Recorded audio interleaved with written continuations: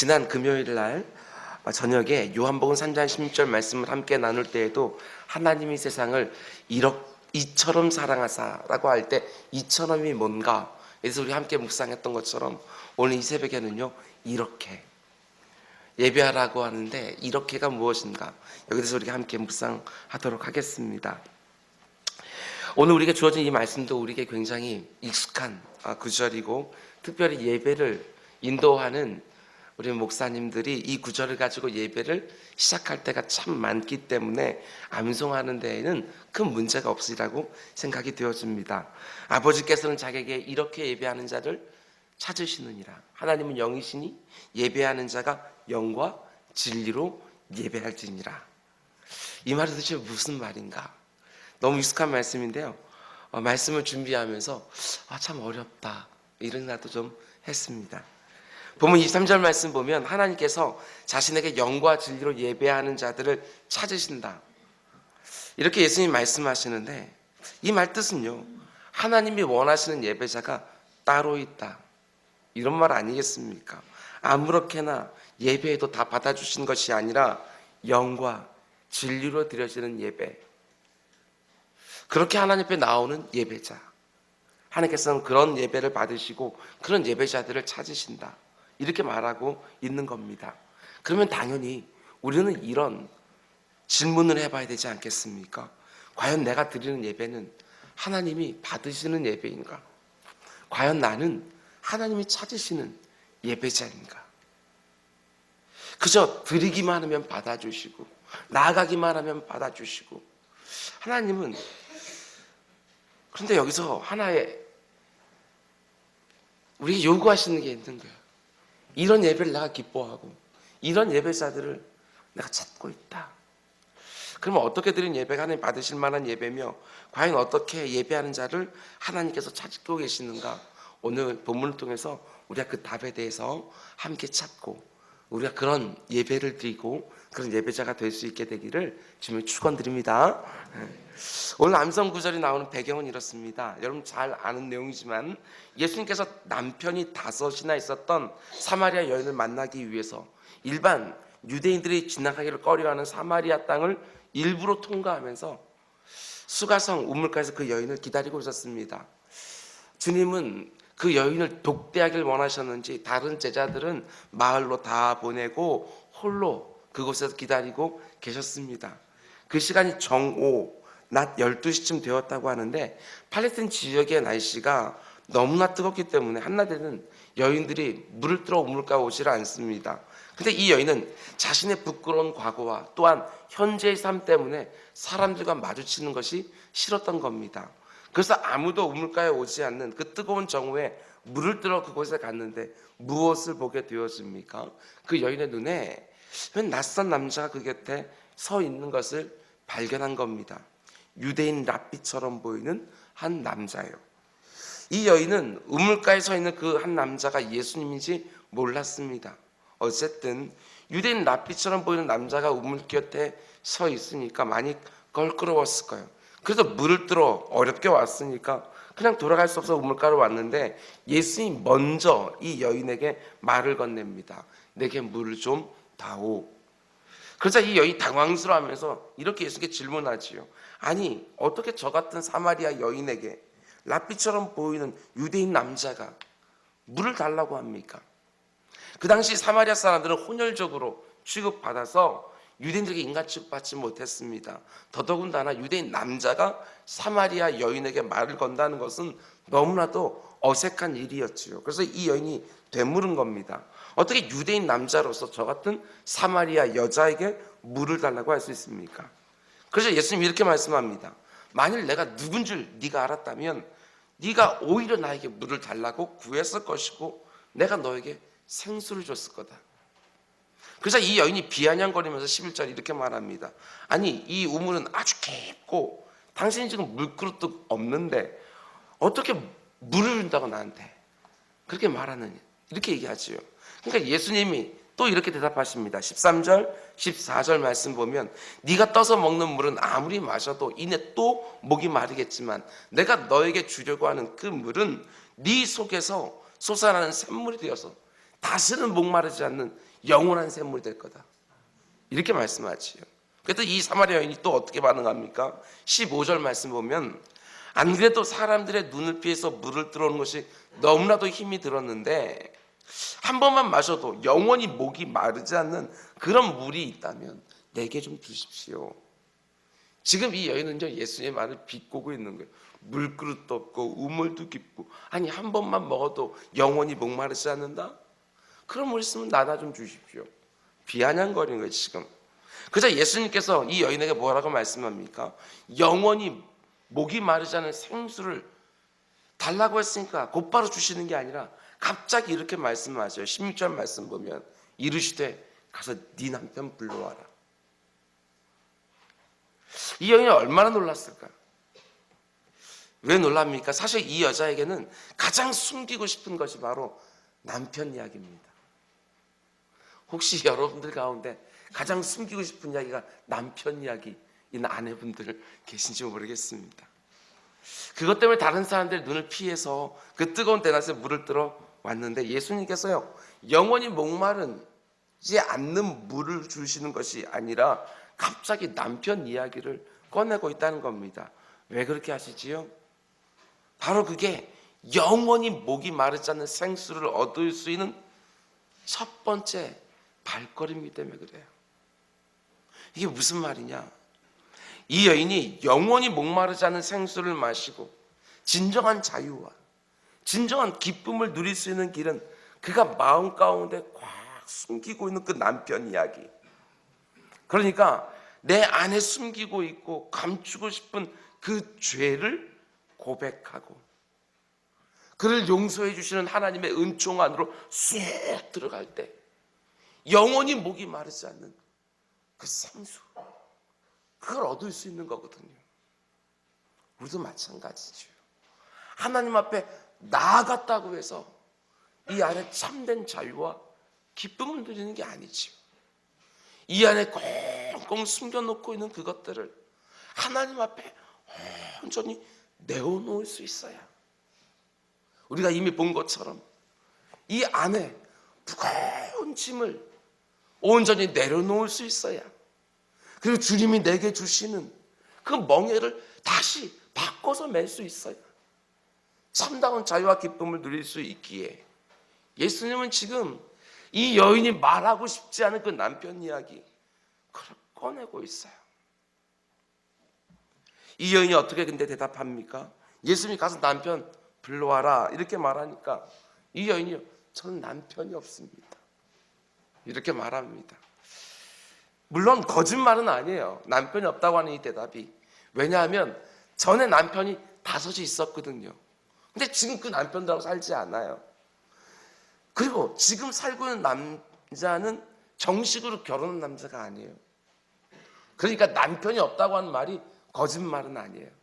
그런데 숨기고 있는 것이 있죠.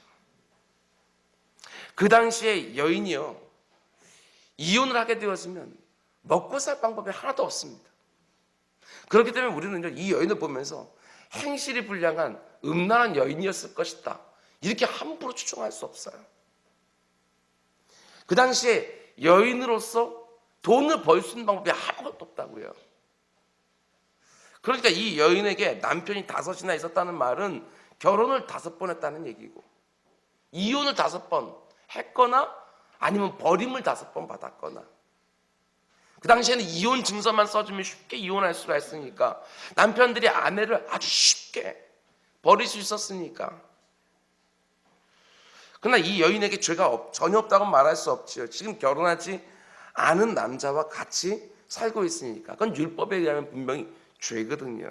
한 가지 분명한 것은 이 여인이 지금 행복했을까? 그건 절대로 아니라는 것입니다. 자신의 생계를 위해서 무려 5번이나 결혼을 했지만 5번 모두 하여튼 버림을 받은 거지요. 그래서 하는 수 없이 율법이 금하는 죄인 줄 알면서도 결혼 시도하지 않은 채 자신의 생계를 위하여 다른 남자와 동거를 하고 있는 것이죠. 어떻게 행복할 수 있겠는가? 뿐만 아니라 동네 사람들 손가락질이 늘 따라다녔기 때문에 다른 사람들의 눈을 피해서 그 뜨거운 대낮에 물을 들어올 정도로 마음에 큰 슬픔과 인생의 짐이 있었던 것이지요. 죄인인 것은 분명하지만, 그리고 회개해야 되는 것이 분명하지만, 그렇다고 해서 우리가 쉽게 이 여인을 정죄할 수만은 없다는 겁니다. 그래서 이어지는 본문을 보면 이 여인이 내게 남편이 없습니다 이렇게 말하니까 이 여인의 사정을 다 알고 계시는 그 예수님께서 이 여인의 죄를 정죄하지 않으시고 이렇게 말해요. 네 말이 맞다. 네 말이 맞다. 네가 전에 남편이 5이 있었고 지금 살고 있는 남자도 네 정식 남편이 아니니까 남편이 없다고 말하는 네 말이 맞다. 예수님이야 그 여인의 말을 인정해 주셨어요. 이런 뜻이지요. 내가 지금 너의 형편을 다 알고 있다. 너에게 남편이 5이 있었지만 그들이 다 이혼당하고 어쩔 수 없이 생계를 위하여 지금 다른 남자와 살고 있구나. 그러나 너 여전히 행복하진 않구나. 이 말이지요. 이 여인의 불행한 형편을 우리 주님께서 인정해 주셨다는 겁니다. 그렇다고 해서 이 여인이 죄가 없다고 우리 주님께서 말씀하신 것은 절대로 아니에요. 그러나 이 여인 안에 있는 영적 목마름만큼은 인정해 주셨다는 거예요. 그래서 우리 주님께서 이 여인에게 내가 영원히 목마르지 않는 그 생수를 주리라. 우리 주님께서 이렇게 지금 말씀하고 있는 것이지요. 이 스토리의 내용의 전개가 여러분 좀 이해가 되실 겁니다. 이어지는 구절을 보면 또 이렇게 되어져 있어요. 예수님이 이 여인의 지난 과거와 현재의 처지를 정확하게 말씀하니까 이 여인이 깜짝 놀라면서 이렇게 말합니다. 19절 여자가 이럴 주여 내가 보니 선지자로소이다. 자신의 과거를 다 알고 있는 그 여인을 예수님을 보면서 이 여인은요 자기 앞에 있는 사람이 하나님의 선지자라고 생각을 했던 것이지요. 그럼 당연히 이 여인은 어떻게 하는 것이 맞겠습니까? 선지자요. 그러면 제가 앞으로 어떻게 돼야 되겠습니까? 제 처지가 이런데 어떻게 해야 제가 이 땅에서 계속해서 생계를 유지하면서 살 수 있겠습니까? 이렇게 물어야 될 것 같은데 전혀 엉뚱하게도 이 여인이 어떻게 해요? 종교 문제를 질문하고 있어요. 이게 계속 예수님하고 이 여인하고 말하는 게 획획 그 주제가 바뀌는 것을 보게 되어져요. 예수님이 자기 과거의 그 모든 것들을 그리고 현재의 모든 처지들을 인정해 주긴 하셨지만 지금 이 여인은 자기 자신의 죄 문제에 대해서 예수님께서 언급하고 계시니까 그게 불편했던 거예요. 갑자기 종교 문제로 화제를 돌려요. 이런 식의 우리가 이렇게 추정하지 않으면 그 다음에 흘러오는 이것들을 이해할 수가 없는 거지요. 본문 20절 말씀 보실래요? 같이 한번 읽어봅시다. 시작. 우리 조상들은 이 산에서 예배했는데 당신들의 말은 예배할 곳이 예루살렘에 있다 하더이다. 남쪽 유대 땅에서 온 랍비처럼 보이는 사람이 와서 마치 선지자처럼 자기가 숨기고 싶은 그 죄의 문제에 대해서 말을 꺼내니까 이 여인이 화제를 바꾸고 싶은 거예요. 그래서 종교적인 얘기로 화제를 바꿔서 자기 죄에 대해서는 더 이상 얘기하고 싶지 않은 것이지요. 그래서 꺼낸 주제가 뭐? 예배요. 예배. 여러분 요한복음에서 굉장히 중요한 구절들이 많이 나오거든요. 지금 요한복음 4장에서 보게 되어지면 사마리아 여인과 예수님의 좀 계속 어긋난 것 같은 이 대화 속에서요 이렇게 오늘 귀한 암송 구절이 나오는 거예요. 신령과 진정으로 예배해라. 영과 진리로 예배해라. 이 말이 나오게 되어지는 거예요. 그 바로 앞에 요한복음 3장을 보게 되어지면 니고데모가 와서 거듭난다는 말에 대해서 도무지 이해하지 못하는 거예요. 그 대화 가운데 속에서 하나님이 세상을 이처럼 사랑하사 독생자를 주셨으니 이 귀한 말씀이 또 나오게 되어지는 거거든요. 예수님은 사람들의 무지함 그 가운데 속에서도 아주 귀한 하늘의 진리를 계속해서 말씀해 주고 계신다라는 겁니다. 오늘 본문도 마찬가지인 거예요. 이 여인이 죄를 자꾸 숨기라는 가운데 속에 주제를 바꿔서 화제를 바꿔서 갑자기 예배 얘기를 딱 꺼냈는데 오늘날 우리가 그 예배에 대해서 사용하는 너무나 귀한 구절이 우리에게 허락해 주고 있는 것이지요. 이런 면에서 보게 되었으면 인간들의 무지와 죄를 바꿔서 진리와 선을 베푸시는 그 주님의 모습 보게 되었습니다. 얼마나 멋진지 몰라요. 지금 경우가 이런 거하고 비슷해요. 여러분 복음 전해보셨어요? 누군가한테? 여러분하고 평상시에 관계가 있는 사람들에게 복음 교회 가자고 이렇게 전해보신 적 있냐고요. 그러면서 그 사람에게 복음을 증거하게 되었을 때 복음을 사형리 같은 것들을 보게 되었으면 대부분 이런 순서로 되어 있어요. 우리가 금요일 저녁에 우리가 아까 말씀을 나눴던 것처럼 창조, 타락, 구속 이 구조로 되어져 있는 거예요. 그러면 우리는 당연히 창조를 말하고 그 다음에 타락을 말해야 되는 거예요. 그러면서 우리 그 상대방 안에는, 우리 인간들 안에는 죄의 문제에서 얘기를 하게 되어져 있거든요. 자신의 죄 문제를 봐야 복음을 받을 수 있거든요. 예수 그리스도만이 내 죄의 문제를 해결해 준다고. 근데 자기 죄의 문제를 보지 못하면 복음을 제대로 받을 수가 없어요. 죄의 문제에 직면해야 복음을 받아들일 수 있는 거예요. 사도 베드로가 복음을 증거할 때도 그 앞에 있던 유대인들이 그러면 우리가 어떻게 할꼬? 죄의 문제를 쭉 얘기하면 너희들이 바로 메시아를 죽여놓으라 라고 말했을 때 그러면 우리가 어찌할꼬? 그때 복음이 증거되어지는 거거든요. 그런데 많은 사람들을 보게 되었으면 우리 교회 같이 가시지요. 복음 받아주시죠. 이 죄의 문제는 그렇게 해결되어집니다 라고 쭉 설명할 때 사람들이 죄의 문제에 대해서 얘기하는 거 듣고 싶지 않아 해요. 이미 교회 안에 들어와 있는 사람들도 죄의 문제에 대해서는 듣고 싶지 않아요. 밖에 있는 사람들은 또 마찬가지고요. 그러면 화제를 확 바꿔버리지요. 아니 예수 믿는 사람도 죄 많이 씻던데? 이렇게 얘기하죠. 예수 믿으려면 꼭 교회 가야 됩니까? 그냥 집에서 혼자 성경 보고 믿으면 안 됩니까? 자신의 죄의 문제에 대해서 직면해야 복음을 받을 수 있게 싫은 거예요. 그래서 교회가 어떻고 목사들이 어떻고 교회 다니는 사람들이 어떻고 계속해서 화제를 다른 곳으로 돌리는 분들을 만날 때가 있다는 사실이에요. 여러분 주변에도 그런 분들 분명히 있을 거예요. 그 사람의 죄의 문제에 대해서 직면할 수 있도록 복음을 증거하는데 언제나 말하는 거 보게 되어지면 종교 문제로 화제를 바꾸어서 그 자리를 모면하는, 마찬가지예요. 지금 이 여인이 자기 안에 있는 죄의 문제에 직면하지 않고 싶으니까 갑자기 예배에 관한 질문을 던지고 있다는 것입니다. 하나님을 예배하기 위하여 당신들이 가서 제사 드리는 예루살렘 거기로 우리도 가야 됩니까? 아니면 그저 우리 조상들이 하던 대로 이 그리심산 여기서 우리는 계속 예배해도 되는 겁니까? 근데 이 여인이 지금 자기 앞에 있는 사람이 정말 하나님의 선지자를 믿었다면 이런 거 물어볼 처지가 아니에요. 선지자 같으신데 저는 참 죄가 많은 여인입니다. 어쩔 수 없기는 했지만 지금도 결혼하지 않은 나는 다른 남자 살고 있는 것은 분명히 죄가 많습니다. 앞으로 제가 어떻게 하면 됩니까? 저도 살 길이 없는데. 이렇게 자기 안에 있는 죄의 문제를 내어놓고 그 가운데 속에 하나님의 지혜를 구하는 것이 맞을 텐데, 그 무엇보다도 이런 죄의 고백이 있기 전까지는 결코 그 영혼이 자유함을 누리지 못할 텐데, 그 죄의 문제를 해결하기 전까지는 하나님 앞에 나아가 참되게 예배할 수도 없을 텐데, 이 여인은요 자기의 죄 문제에 직면하지 않고 피해가고 있어요. 우리도 마찬가지입니다. 죄 문제에 직면하지 않으면 그 죄를 미워하시는 하나님 앞에 하나님 찾으신 예배자가 될 수 없습니다. 내 자신이 얼마나 심각한 죄인지를 깨닫고 하나님의 긍휼하심을 구하는 마음이 없다면 절대로 하나님이 찾으시는 예배자가 될 수가 없지요. 예수님은 이 땅에 오셔서 이렇게 말씀하셨습니다. 병든 자에게라 의원이 필요한 거 아니냐? 죄인을 부르러 내가 이 땅에 온 거다. 스스로를 의인으로 생각하는 그 죄인들은 나를 영접하지도 않는다. 이렇게 말씀하시는 거예요. 하나님께서 누구의 예배를 받아들이십니까? 예수님께서 누가복음 18장에서 그 유명한 바리새인과 세리의 기도를요 서로 비교해줘요. 같은 시간 같은 장소에서 하나님 앞에 기도하고 있어요.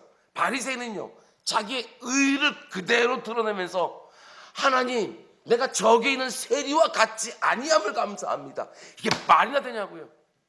자신의 죄 문제는요 조금도 보지 않아요. 그 외식하는 이중적인 삶의 모습을 조금도 하나님 앞에 내어놓지 못하고 마치 하나님은 내 안에는 시커먼 그 죄를 모르는 것처럼. 바리새인의 기도 모습을 어떻게 표현하고 있습니까? 얼굴을 하늘을 향하고 두 손을 들어 하나님 앞에 기도하고 있는 바리새인의 모습을 보여줍니다. 근데 세리의 모습은 어떻지요? 저는 이 표현 하나하나 구절구절들이요 너무너무 여러 가지 생각들 하게 해요. 18장 13절 세리는 멀리 서서 감히 눈을 들어 하늘을 쳐다보지도 못하고 다만 가슴을 치며. 한글 성경 보세요. 감히 하늘을 보지도 못하고 다만 가슴을 치며 하나님 불쌍히 여기소서 나는 죄인이로소이다. 감히 다만. 예수님은요 하나님이 이 두 사람 가운데 누구 기도 받아줬다고 얘기해요? 세리의 기도요. 왜 세리의 기도만 받아주셨을까?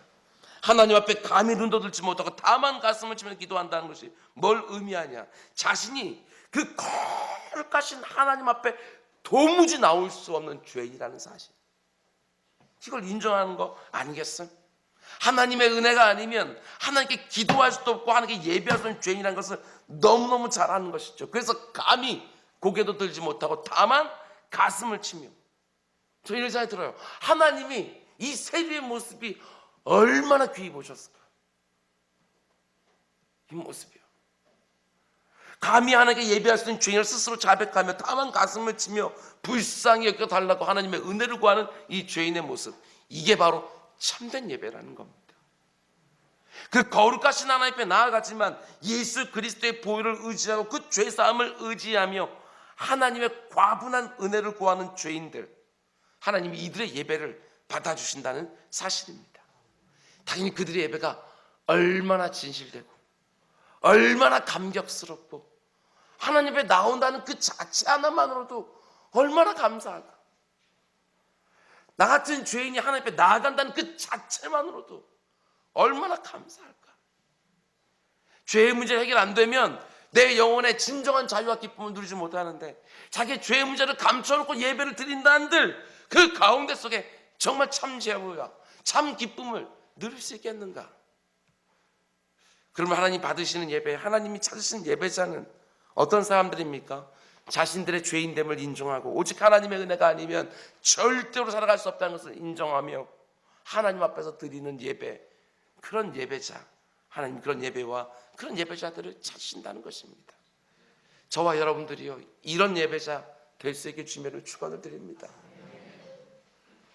이어지는 본문을 보면 사마리아 여인이 자신의 죄 문제를 직면하지 않고 화제를 돌려서 예배에 대해서 물으시니까 예수님은 이렇게 말씀하십니다. 21절, 예수께서 이르시되 여자여 내 말을 믿으라. 이 산에서도 말고 예루살렘에서도 말고. 무슨 말이지요? 여기도 말고 거기도 말고. 예배 장소 중요한 거 아니야, 이렇게 말하지요. 지금까지 예배 장소는 너무너무 중요했어요. 유대인들한테 꼭 그곳에 가서 예배를 드려야 돼요.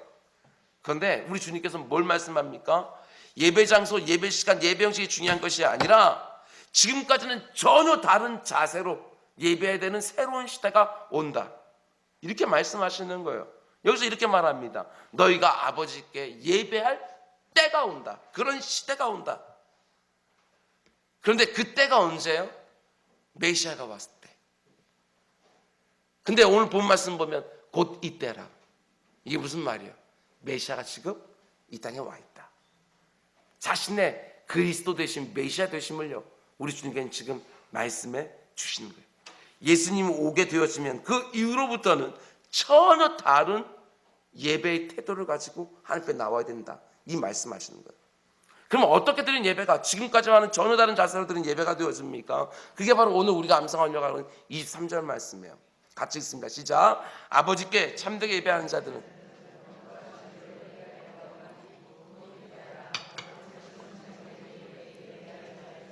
어떻게 예배하라고 말씀하십니까? 영과 진리로.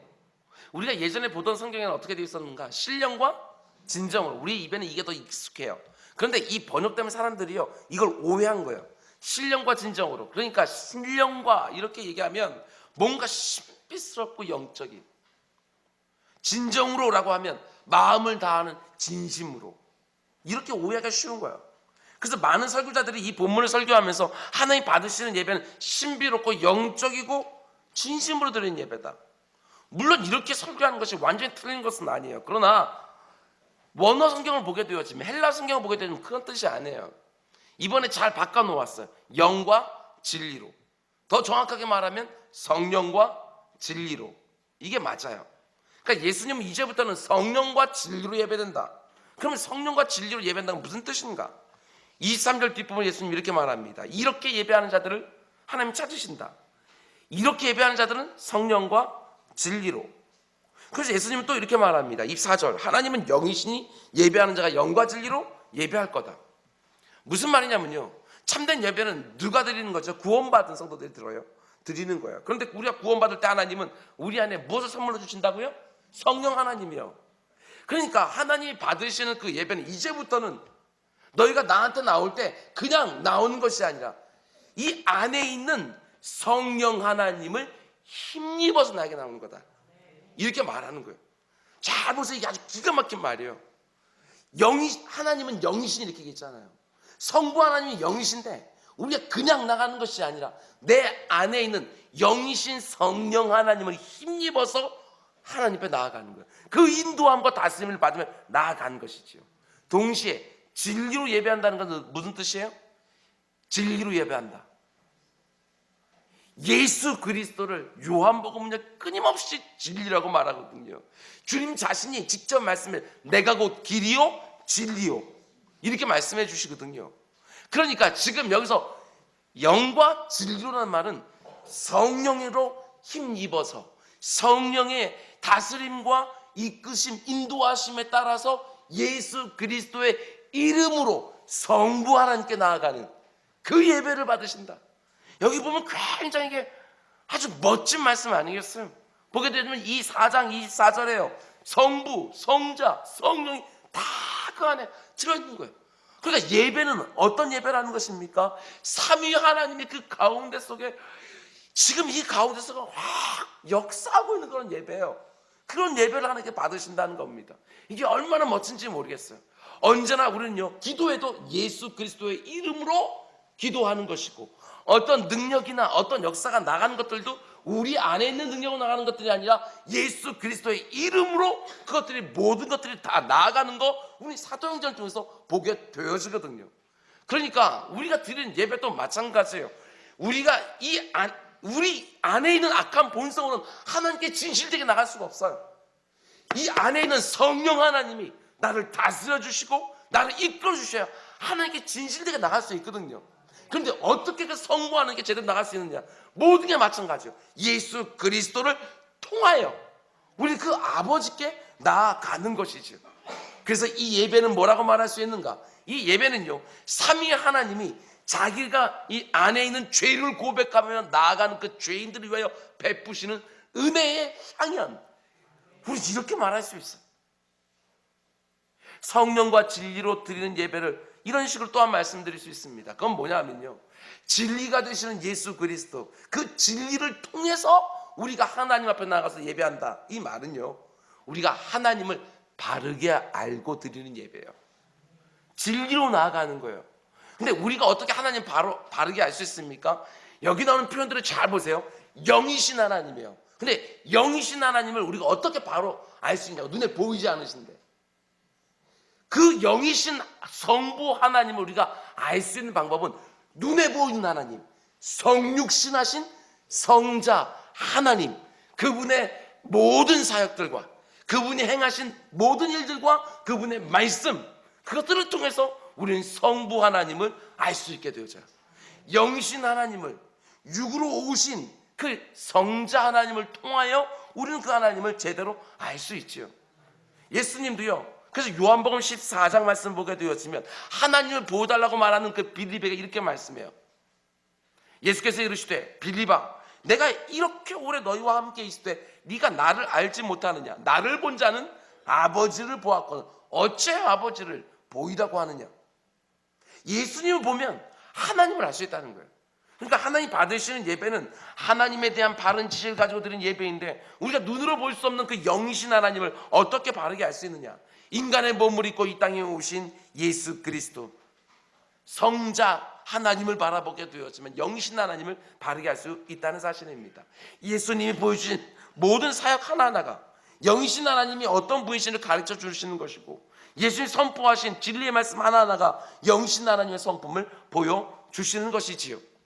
우리가 예배할 때 예수 그리스도를 그래서 통해서 하나님 앞에 나아가는 것이고 그 진리를 통해서 나아가는 것이고 예수 그리스도와 함께 예배하는 것이고 예수 그리스도 때문에 예배하는 것이고 우리가 드리는 예배 가운데 속에 예수 그리스도의 임재가 우리 주님의 약속처럼 두세 사람이 내 이름으로 모인 곳에 나도 거기 있겠다. 이 약속대로 마찬가지예요. 이거 예배를 하나님 받으신다는 사실입니다. 근데 여러분 예수 그리스도가 우리 예배 안에 거한다는 것은요 구체적으로 어떤 걸 말하느냐? 예수 그리스도가 이 안에 거한다는 말이 무슨 말이냐? 그것은요 하나님의 진리의 말씀이 이 안에 정확하게 선포되는 지는 예배예요. 하나님은 그 예배를 받으신다 이거지요. 우리가 드리는 모든 예배의 형식도요, 하나님의 말씀, 그 진리에 의거하여 우리에게 시행되어질 때만 그것이 의미를 갖게 되어져요. 경배와 찬양, 기도와 말씀과 선포, 그리고 헌금과 축도 등등해서 모든 형식들은요, 오직 예수 그리스도와 그분의 말씀에 근거해야 된다는 것입니다. 내 마음대로 예배하면 되는 것이 아니라 하나님을 바르게 하는 지식에 의거해야 드려야 되는 예배이기 때문에 예배는 반드시 말씀 중심이 되어야 되는 것이지요.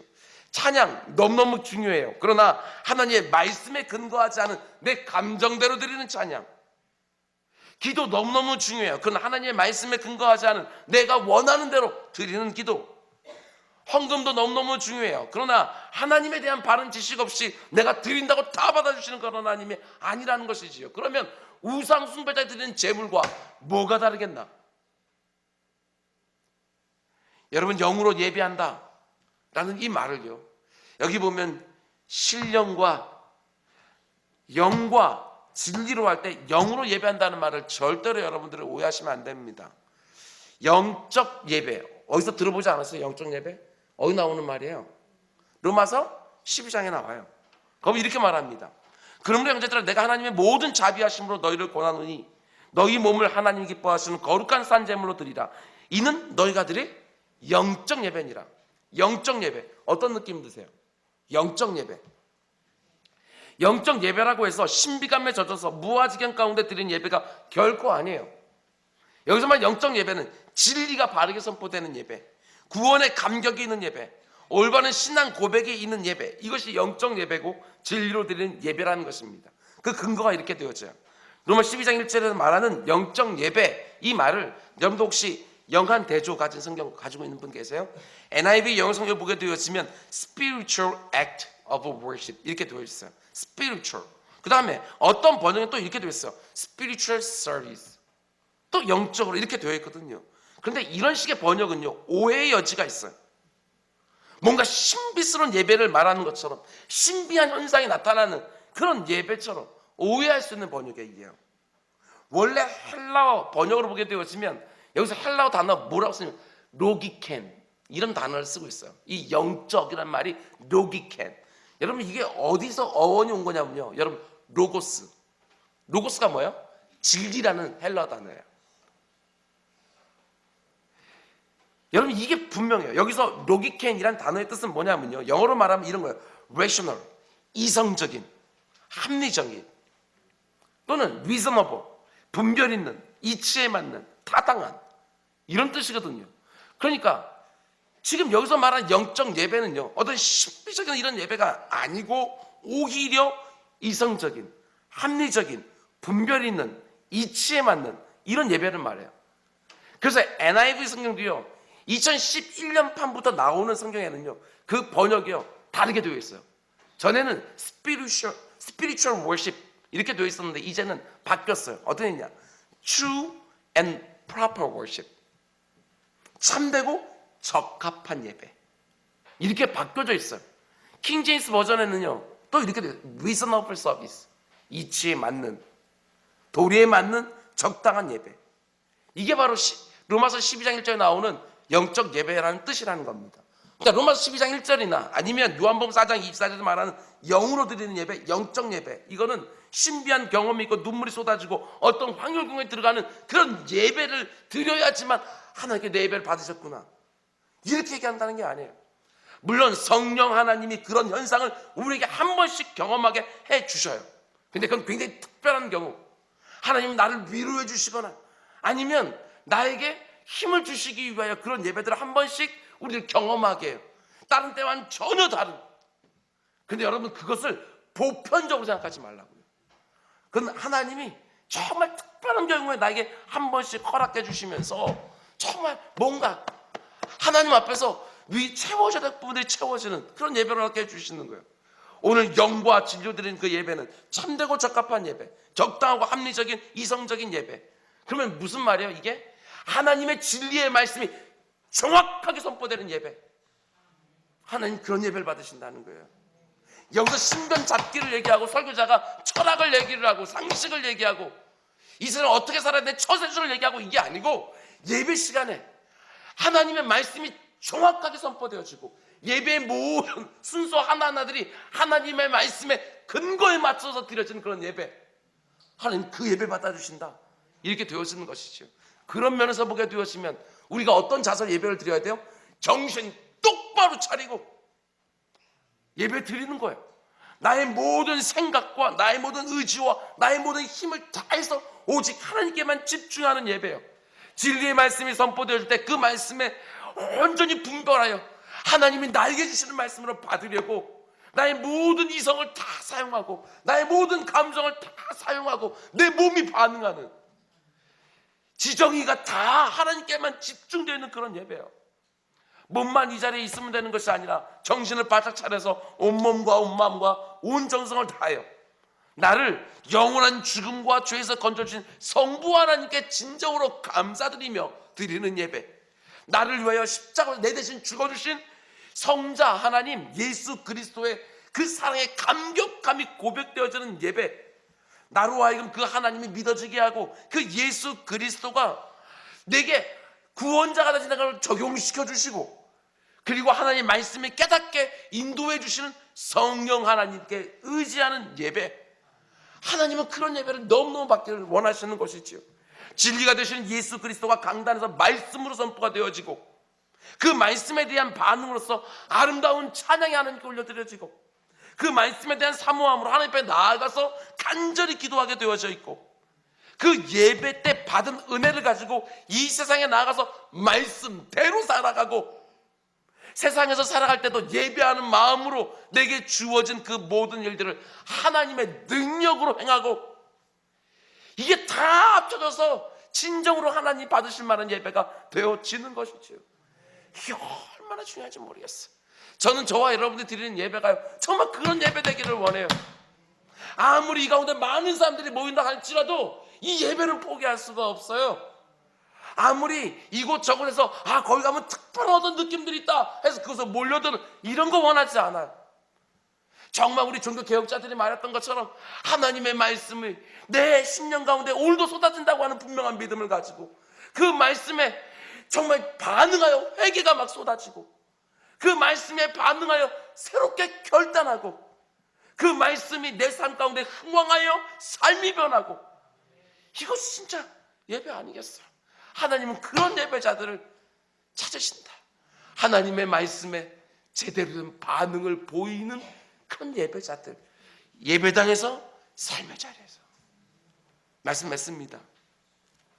예수를 믿는 성도들은요, 예수님을 통하여 하나님의 보좌 앞에 직접 나아갈 수 있게 된, 그래서 하나님을 예배할 수 있게 되어진 예배자들입니다.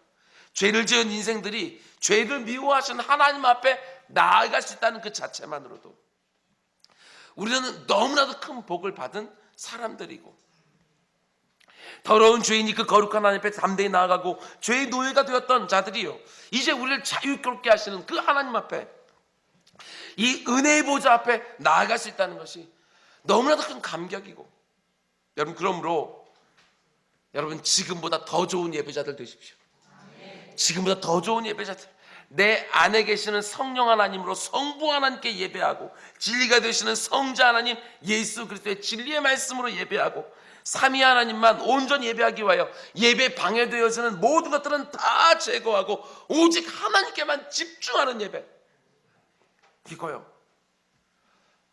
여러분 제가 다시 한번 말씀드립니다. 예배 시간 스마트폰은 꼭 꺼두셔.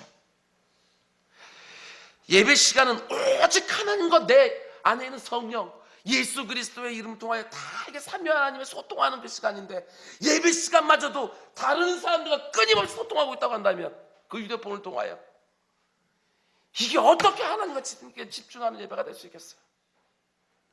진동으로 바꿔놓는 거 충분하지 않아요.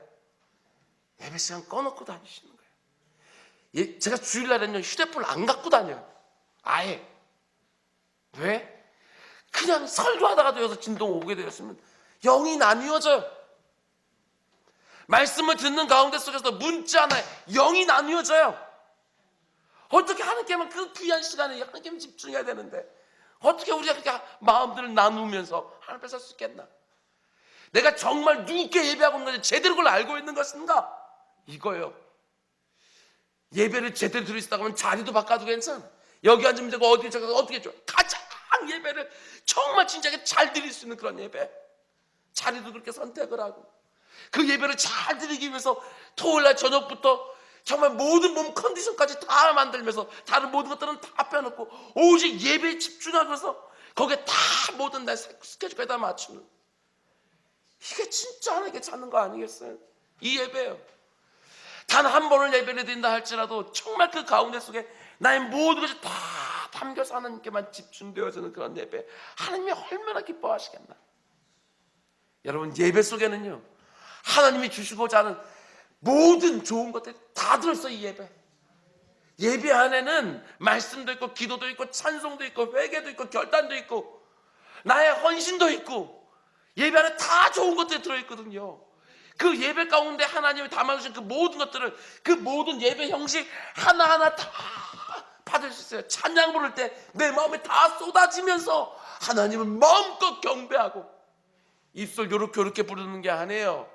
누가 손들라고 손든 것도 아니에요. 찬양 부를 때 내 마음이 다 하나님께 올려드리기를 너무너무 사면서 찬양에 성공하고, 누가 대표 기도를 이렇게 하게 되었으면 그 대표 기도에 내 기도, 내 마음도 같이 실리기를 원하면서 그분이 기도할 때 아멘 아멘 하면서 내 마음도 거기 같이 싣고, 성가대가 찬양하다가 올리게 되었을 때 우리가 다 같이 일어나서 찬양 못하지만 성가대가 우리를 대표하여 예배 드릴 때 거기에도 내 마음 담아 아멘 아멘 하면서 그 성가대의 찬양에도 함께 동행하고, 여기서 목사가 설교를 할 때도 마찬가지로 이거는 사람의 말이 아니라 하나님께 지금 나에게 주시는 말씀으로 온전히 분별하여 그것을 받게 되어지고, 이 모든 것들을 하게 되었을 때요, 그것은 얼마나 멋진 예배가 되겠어요. 다 것들이 합쳐져서 헌금을 드릴 때에도 그냥 드리는 것들이 아니라 하나님 앞에 정말 준비되는 예물, 그걸 하나님 앞에 드리고, 그것들이 하나님의 뜻 가운데 선하게 사용되기를 원하고, 광고 한마디 하나 돼도 이것은 이 교회 몸된 교영동체 안에서 정말 아름다운 교제를 위한 그런 광고로서 귀담아 듣고 모든 것이 다 합쳐져서 하나님이 받으신 예배, 이게 되는 거 아니겠어요? 우리 더 좋은 예배자 됩시다. 하나님이 받으시는 그런 예배자들 다 되어서 예배에 성공하여 또한 삶의 예배에서도 성공한 우리 모두가 될 수 있기를 주님으로 축원을 드립니다. 기도하겠습니다. 사랑이 많으신 아버지 하나님, 이 안에서 드려지는 모든 예배가 오직 하나님이 기뻐하시는 그런 예배가 될 수 있도록 인도하여 주옵소서. 유아부, 유치부에서 드리는 예배가, 우리 유년부에서 드리는 예배가, 우리 초등부에서 드리는 예배가, 우리 청소년부에서 드리는 예배가, 우리 청년 2부와 1부에서 드려지는 예배가, 우리 장년들이 다 같이 모여서 드리는 이 예배가 아버지 하나님 앞에 온전히 드려질 수 있도록 주여 인도하여 주옵소서. 어릴 때부터 예배 교육 잘 받게 하여 주시고, 아버지 하나님 정말 하나님 앞에 친실하신 예배자들이 되어서 우리가 함께서 예배 드릴 때마다 하나님의 말씀에 근거하여 오직 성령 하나님의 인도하심을 받으며 예수 그리스도를 통하여 성부 하나님께 온전히 드려진 그런 예배 계속해 드릴 수 있도록 인도하여 주옵소서. 이제 조금 있으면 다 일터로 갑니다. 삶의 현장으로 다 나아갑니다. 주님, 그 자리에서도 역사해 주셔서 오직 하나님께서 올 하루도 승리케 하시고 또 내일 새벽 또 아름다운 예배로 하루 또 시작할 수 있도록 인도하여 주옵소서. 이 모든 말씀 예수님의 이름으로 기도드렸습니다. 아멘. 너희에게 기도하라. 하늘에 계신 우리 아버지, 아버지의 이름을 거룩하게 하시며